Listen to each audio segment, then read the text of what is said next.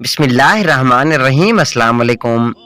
एक दिन मेरी बीवी ने अजीब सा शिकवा किया, कहने लगी आप बड़े जालिम हैं। हमारी शादी को 8 से 9 साल गुजर गए हैं, लेकिन आपने कभी मुझे मैके में रात नहीं गुजारने दी। शौहर ने हैरान होकर कहा कि मैंने कब आपको वहाँ रात रहने से मना किया है।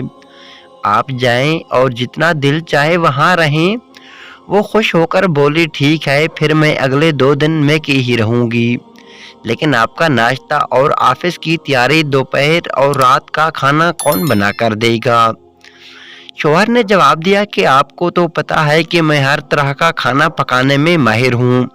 कपड़े भी खुद धो लेता हूँ और प्रेस भी कर लेता हूँ। अगर कुछ ज़्यादा मसला हुआ तो भाइयों के घर साथ साथ हैं, वहाँ चला जाऊँगा।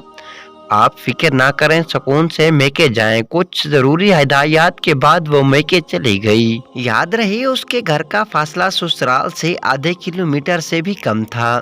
रात गुजर गई। सुबह की नमाज पढ़ने के बाद शौहर ने वॉक की और फिर नाश्ता बनाने का सोच ही रहा था कि दरवाजे पर दस्तक हुई। दरवाज़ा खोला तो सामने बेगम साहिबा थी। मुझे ये देखकर हैरानगी का झटका लगा कि बीवी ने इतनी सुबह सवेरे वापसी कर ली।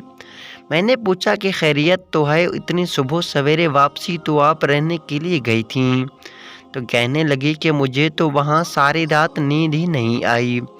इसी फिक्र में कहाँ आप अकेले घर में रात कैसे गुजार रहे होंगे, सुबह का नाश्ता कैसे बनाएंगे, ऑफिस की तैयारी कैसे करेंगे। आपको तो अपने कपड़े और जूतों का भी नहीं पता होता। शौहर बीवी की बातें सुनकर मुस्कुराए जा रहा था और साथ साथ नाश्ते की तैयारी भी जारी थी। वो सोच रहा था कि मेरी बीवी को मेरी इतनी ज़्यादा फिक्र है। अल्लाह ताला हर मियाँ बीवी को सुकून वाली ज़िंदगी गुजारने की तौफीक अता करे।